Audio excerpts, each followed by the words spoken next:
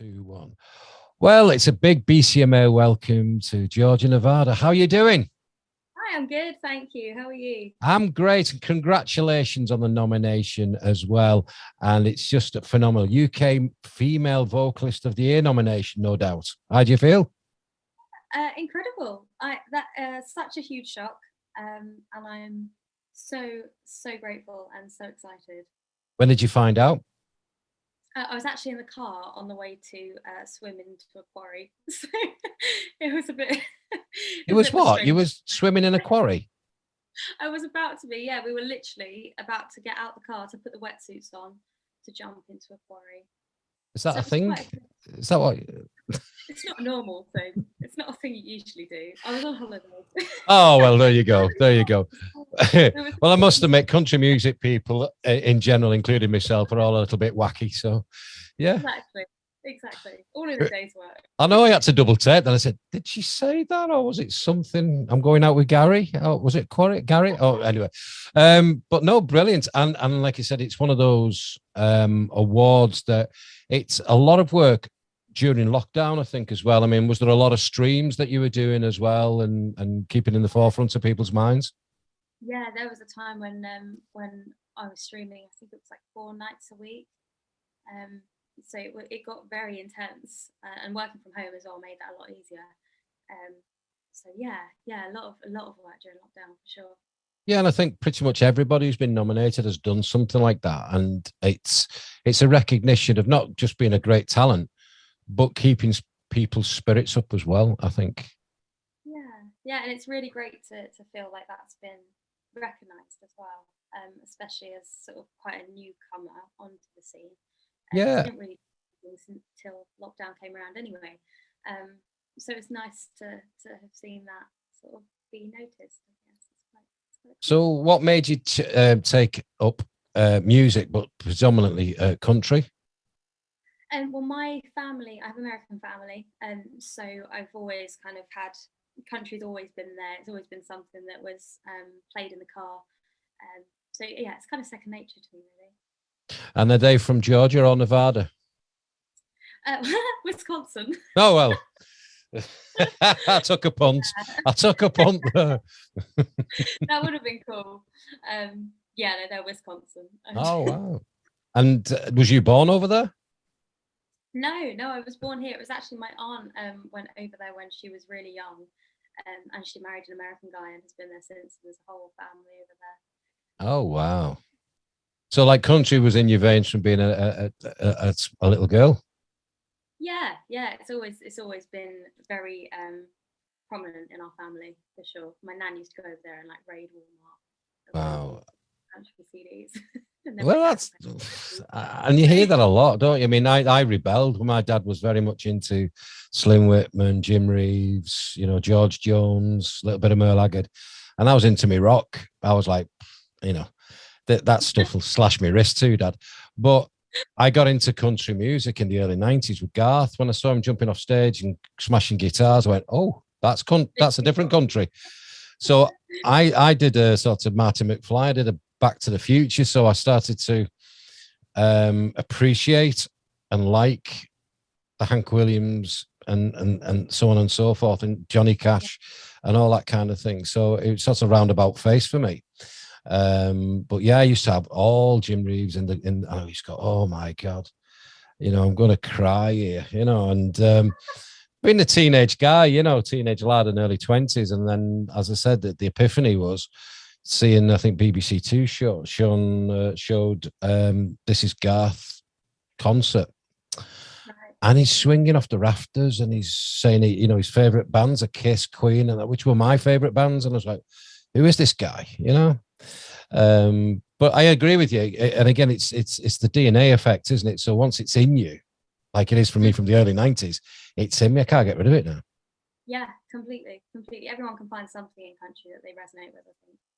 But I said this recently to somebody, that I think country music now is not just country music. It's split into like a china cup. If you smash a china cup, there's little splinters going off the cracks.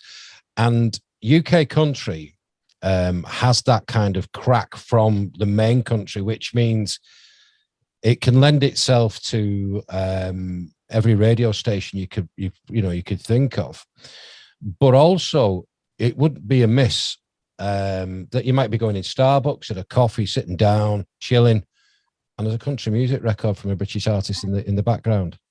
And you know what's really great about that as well is that people that don't listen to country won't even notice. They're like, this is a cool song. But anyone that knows country music, we're all like, it's country. Exactly. When you go, I'm country. Oh, well, what is country? I mean, per se, what is it? And it's telling a story. It's no longer three chords of the truth, you know? I mean, one of the very first, when I learned guitars from years ago, I went to a guitar teacher and he was like, oh, we're going to go on these exams. Or, whoa, I just want to go on stage. I don't want exams. I've had enough of exams. So I used to give him a song each week and say, I want to learn that next week. And the first one I did was Much Too Young to Feel This Damn Old, Garth Brooks. And that's got about 7 chords in it. And I thought, if I can handle that, I'm pretty much okay. Yeah. You know, and that's because he said, oh, I like this, you know. But with yourself, I mean, during lockdown, did you manage to write a lot of music as well, or? Yeah, I mean, my first single was written and released in lockdown. So it was written right at the start and then released in the September of 2020. So there was a lot of that went on. I did a lot of writing. The second single, Devil Dealt Me You, was written over Zoom with Kyle Elliott over in Nashville. So there was a lot of that going on, and a lot of like meeting people without meeting people was probably the most significant thing as well. It's great. I mean, the Zoom, I mean, Zoom's brought a lot of that to the fore in respects, and it also saved people a lot of money flying to Nashville, I think, and you know, and I was fortunate to be a part of what the country music seminar, and what that was, it was a week-long sort of media pass to artists, producers, and like you would get in a room with networking, but from a virtual point of view, you know, where I wouldn't pay thousands of pounds to go over to Nashville to actually do it physically. It was great to be part of that. Obviously, this year, I won't be part of that because it's not virtual anymore. But it was such a great eye-opener, but also it got me into a room with people who are producers and songwriters and things like that, which I wouldn't have before. So I think Zoom's the way forward, isn't it? Yeah, no, definitely. I felt like that with Kyle, to be honest, as well, because I wouldn't have been able to go over to Nashville to write with him. No. So to do it over Zoom, and everything has been over Zoom. It's been helpful. So from a live point of view, then, I mean, what have you got planned up and coming this year, this next 12 months? Well, this year I've got I'm supporting Jade, Helliwell, and Kezia in Brighton at the Brunswick. So, oh wow! It'll be really nice to see them again. They're all sunning themselves at the moment, aren't they? I know, they're in Benidorm. Why not? If you can. Mind you, I don't think Kezia's been home much. I think she's since the gigs have stopped, she's been everywhere sunny. And why not? Yeah, who can blame her? So yeah, we've got that one coming up, and there are a couple sort of in between. But I'm really looking forward to next year now. Next year will be big. It's gonna be cool. Are you going to get onto the Buckle and Boots? I'll try. I'm going to try. I know. First time I went was this year. I was just blown away by, by the whole UK scene. And be honest with you, because it did, and that's what got me thinking. That's crossing over from a different genres, not just country. That's all over the place, which is great because you don't want to pigeonhole yourselves into that. And I think UK country is standing, steadfast. And a shining light, I think, in UK music, not just country music. Yeah, definitely. It's an umbrella now, really. UK country we've got so many subgenres within it, that it's not one sound. No. And I think that's cool because, like I say, in Nashville at the moment, you get just the one sound. I think at the moment with some of the new stuff, and some of it's good, but some of you thinking, who sings that? Is that? Oh no, it's not them. Because you can't differentiate between them, you know. So much versatility, I'd say, probably. Yeah, if you haven't got a tailgate and a bottle of Budweiser in your hand, you're lost, really, aren't you? But I think, like, as I said, added on to the Butler and Boots, I went to the British Country Music Festival in Blackpool, and again, the venue just blew me away. I mean, I know the Winter Gardens from years of going there, you know, as a kid and stuff like that, but this was set up in such a professional way, and the quality of artists on there again surpassed things that, you know, I would even imagine, you know. Yeah, that's one that I want to go to next year as well. I didn't get to Blackpool this year, but it looked beautiful. It looks so cool. Yeah, the lighting was great. Yeah, it's just, yeah, it had a real vibe about it just from the photos. But I think when you're supporting the likes of Jade and Kezia, you know, that's going to open a lot more doors for you as well. And again, being a nominated artist for these, you know, this year's awards.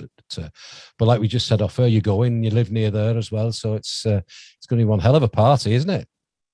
So excited, so excited. Well, it'd be nice to meet everyone again, like, because I've only met the people that I've seen at Buckle and Boots, really, because that was the only opportunity that we've had. So it'll be nice to sort of meet even more people and see all the people that we saw at Buckle and Boots and just kind of have a big old party. Well, it is. I'm going to email everybody after we've done this and said, you don't live that far, so it's all back to yours after the, you know, like an after party thing, you know. That's what we'll do. We'll all jump on a train. But I want to wish you all the very best luck for the night as well. But you know, it's much, you know, much congratulations on the nomination on that as well, and well deserved. And like I said to them all, you know, you should get it, you know, good luck. But I can't be favoritism, you know, but I'm like, yay, you know.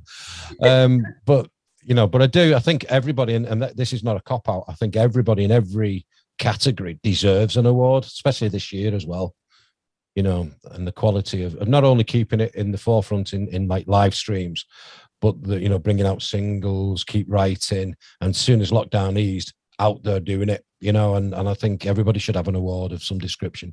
But I think being a nominate, you know, being a nominee is part of an award anyway, isn't it? Oh my God, yeah. I mean, I was totally overwhelmed at just being nominated.